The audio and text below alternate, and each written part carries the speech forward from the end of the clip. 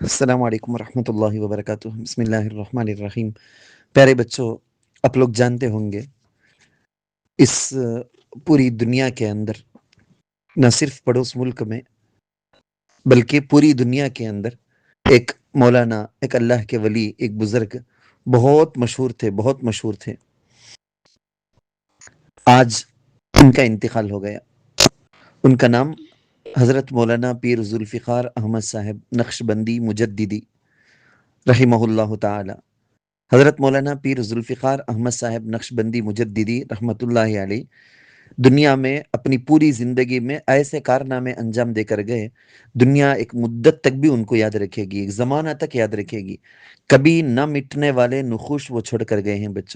بچوں وہ ایسا ایسا کام کر کے گئے ہیں، ہر لائن کے اندر دین کو عام کرنے کے لیے، دین کو ایزی بتانے کے لیے ایسا ایسا کام کر کے گئے ہیں کہ بے شمار ہزاروں، لاکھوں، کروڑوں لوگ، کیا مالدار، کیا غریب، کیا جوان، کیا عورت، کیا بچے، سارے کے سارے، بہت سارے لوگ دین سے قریب ہوئے، اللہ سے قریب ہوئے، اللہ کی محبت میں ڈوبے، صحیح راستے پر چل پڑے، توبہ کیے اپنے گناہوں سے، حضرت کے بیانوں کی وجہ سے، حضرت کی کتابوں کی وجہ سے۔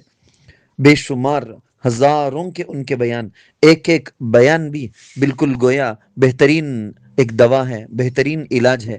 کون سا بھی بیان ان کا سن لو، کون سی بھی کتاب ان کی پڑھ لو، آدمی پڑھنے والا، سننے والا متاثر ہوئے بغیر نہیں رہے گا۔ بچوں، ہمارے گھر میں آسیہ مریم اور حماد حفیظ، ان دونوں بچوں نے جو ہی حضرت کے انتقال کی خبر سنی تو فوراً 3 مرتبہ سورہ اخلاص پڑھ کر، سورہ فاتحہ پڑھ کر، درود پڑھ کر ان لوگوں نے ایصال ثواب کی۔ تو آج کا پیغام یہی ہے بچوں، آپ سب سے بھی، جو بھی بڑے چھوٹے سب سنتے ہیں، سب سے یہی درخواست ہے کہ آپ سورہ فاتحہ پڑھ لیں، 3 مرتبہ سورہ اخلاص پڑھیں، درود شروع آخر میں پڑھ لیں اور دعا کریں، ان کے لیے ایصال ثواب کریں۔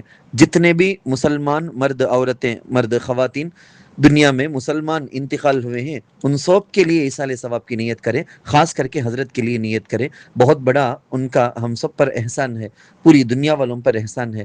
ہندوستان والے بھی اور پوری دنیا والے بھی ان کے بیانوں سے، باتوں سے بہت فائدہ اٹھائے ہیں، ہر لین میں انہوں کام کیے ہیں۔ انشاءاللہ کوشش تو کروں گا یہ کہ اب چند دنوں تک انہی کے بیان کیے گئے جو کہانیاں ہیں، جو واقعات ہیں، وہ بیان کروں انشاءاللہ، اللہ آسان فرمائے۔ تو بچوں، ہم دعا کرتے ہیں کہ اللہ حضرت والا کی صالحیت، صلاحیت، نیکی، تقوی، پرہیزگاری، یہ دور اندیشی، وہ سمجھداری، دین کی سمجھ، یہ ساری چیزوں میں ہم سب کو بھی حصہ عطا فرمائے، آمین۔